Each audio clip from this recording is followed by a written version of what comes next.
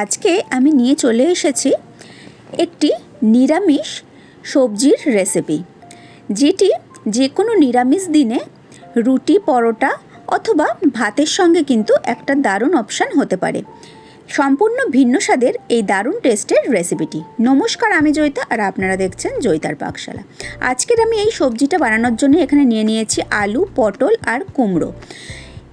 আর আমি এখানে নিয়েছি কিছুটা ছোলার ডাল, মোটামুটি হাফ কাপ পরিমাণ ছোলার ডাল আমি মোটামুটি 3 ঘন্টা ভিজিয়ে রেখে দিয়েছিলাম।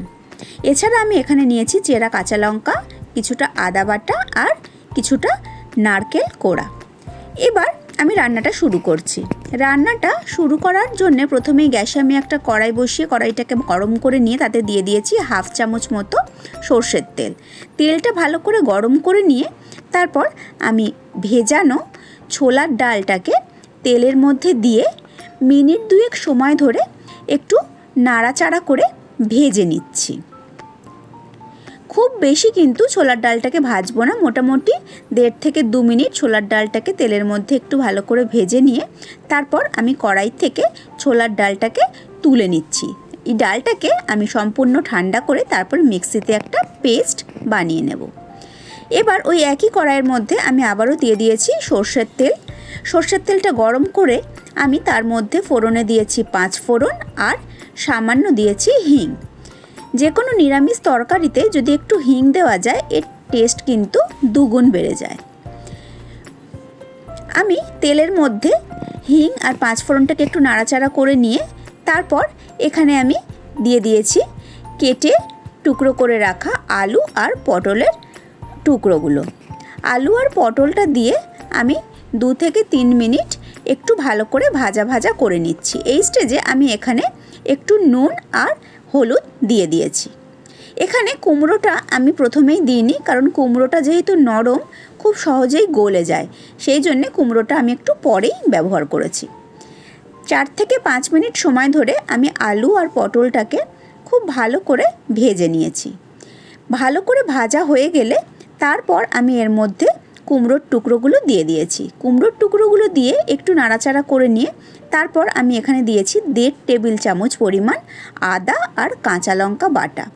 আদা কাঁচা লঙ্কা বাটাটা দিয়ে সবজিগুলোর সঙ্গে খুব ভালো করে আমি মিনিট 2 কষিয়ে নিয়েছি।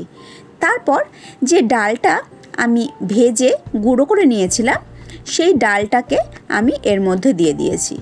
ডালটাকে দিয়েও আমি আরও 3-4 মিনিট খুব ভালো করে সমস্ত কিছুর সঙ্গে কষিয়ে নিচ্ছি।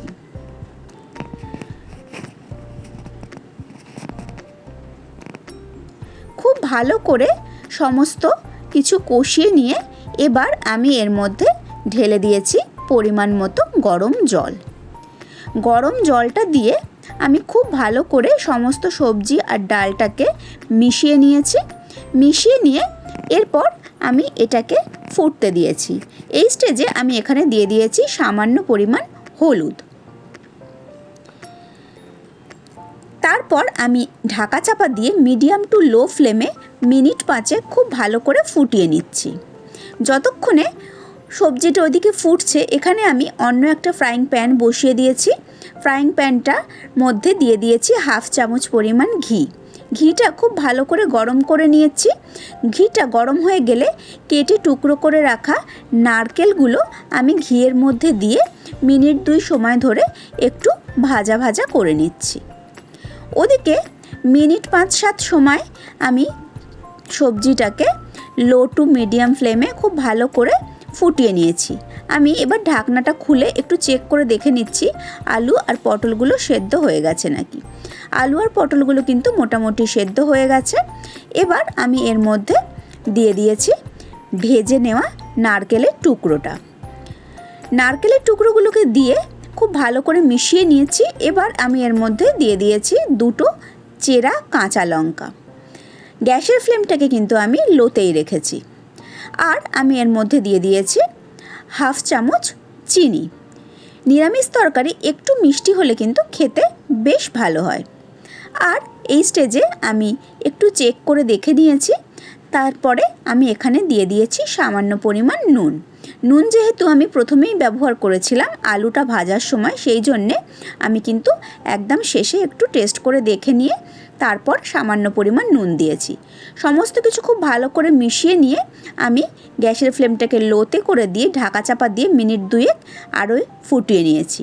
তারপর আমি ঢাকনাটা খুলে নিয়ে এখানে দিয়ে দিয়েছি 1/4 চামচ গরম মশলার গুঁড়ো আর দিয়ে দিয়েছি 1 চামচ পরিমাণ ঘি। ঘি আর গরম মশলাটা দিয়ে আমি খুব ভালো করে তরকারিটার সঙ্গে মিশিয়ে নিচ্ছি।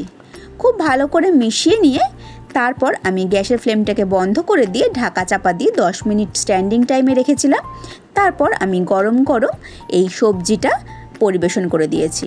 তাহলে দেখতেই পেলেন কত কম সময় এবং কত কম তেল মশলা ব্যবহার করে তৈরি হয়ে গেল আজকের দুর্দান্ত স্বাদের এই নিরামিষ সবজির রেসিপিটি। আমার আজকের এই রেসিপি কেমন লাগলো অবশ্যই কিন্তু কমেন্ট করে জানাবেন। আমি আবার হাজির হয়ে যাব কোনো নতুন রেসিপি নিয়ে নেক্সট এপিসোডে। ভালো থাকবেন, সুস্থ থাকবেন, ধন্যবাদ।